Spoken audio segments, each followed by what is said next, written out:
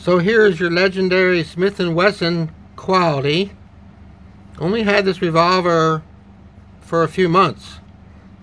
I'm into the range a couple times, and as you can see already, the cylinder release latch just kind of fell off, and I can't find the little screw that goes in the thing to put it back on.